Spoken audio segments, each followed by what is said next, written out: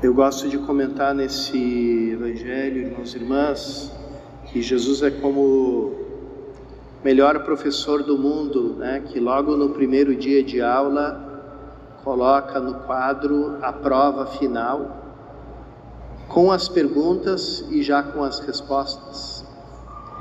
E sem que isso bastasse, né?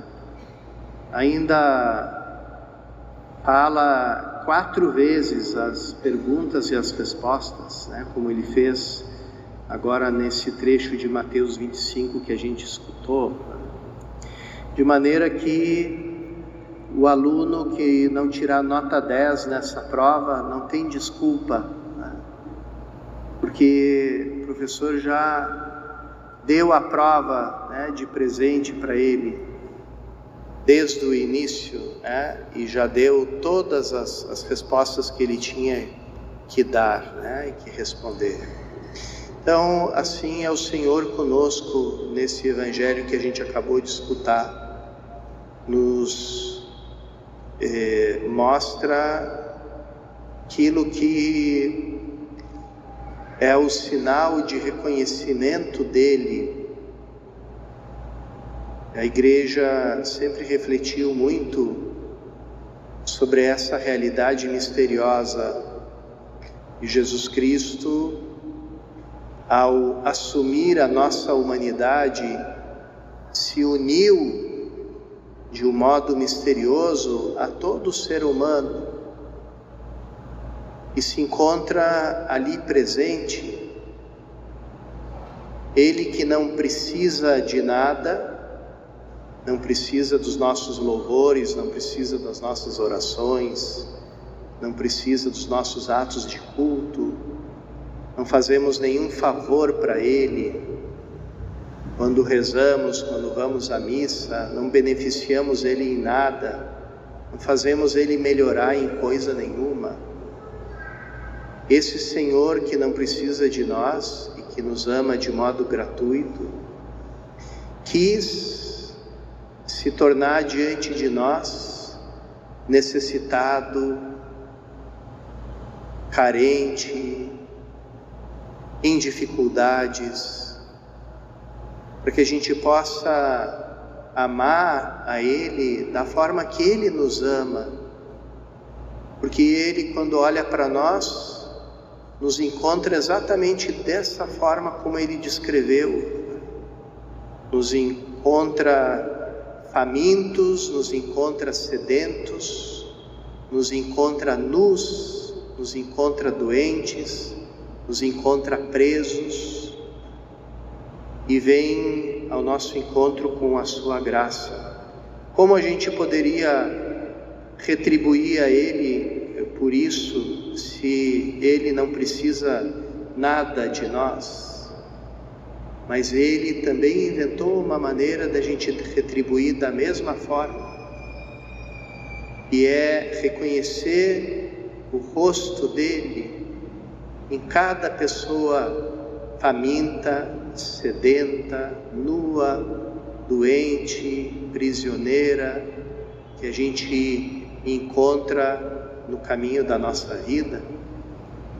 E não é preciso sair nas ruas e nas praças, onde a gente encontra de uma forma gritante, né, esse espetáculo das pessoas que vivem como bichos, né, e se alimentam do lixo que vão catando, porque nós encontramos famintos, sedentos, nus, doentes, estrangeiros, prisioneiros dentro da nossa própria casa, dentro do nosso ambiente de trabalho. Todo lugar por onde a gente olhar, a gente encontra o Cristo que sofre, né? O Cristo crucificado, presente em cada um dos nossos irmãos e nos dizendo, como do alto da sua cruz: tenho sede, para que a gente, reconhecendo a Ele e servindo a Ele, retribua tudo aquilo que Ele fez, saciando a nossa sede enviando a água viva, que é o Espírito Santo, saciando a nossa fome, entregando o seu corpo na Eucaristia, nos revestindo do homem novo, né, pelo nosso batismo, nos libertando da prisão do demônio, do pecado, curando a doença dos nossos pecados, dos nossos vícios. Então, o Senhor faz tudo isso por nós e nos olha e nos vê, e se torna diante de nós carente e necessitado, para que a gente possa responder a Ele. E é sempre Ele, porque a gente, quando vive o amor e a caridade, a gente não pode olhar muito para o outro com os olhos humanos e carnais, porque com os olhos humanos e carnais, toda pessoa aí se torna insuportável, né? Como dizia aquele ateu Sartre, né, na sua peça de teatro A Portas Fechadas, né? Termina com essa frase lapidária, né? O inferno são os outros. A gente não contempla Cristo no outro, então a gente vive pensando assim: o inferno são os outros são os chatos, só servem para nos incomodar, né? Mas em tudo Ele nos diz, como a gente escutou quase a modo de ladainha na primeira leitura no Levítico, né, onde aparece o dever da santidade, e a santidade como amor ao próximo, né? Então, como um refrão de uma ladainha, depois que o Senhor nos fala dos diversos mandamentos, dos diversos comportamentos com relação ao outro, Ele diz: eu sou o Senhor.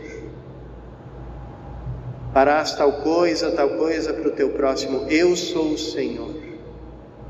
Como dizendo: sou eu, é a mim que você faz. Amemos o Senhor que se entrega a nós na Eucaristia, amando-o em toda aquela pessoa que Ele coloca no caminho da nossa vida.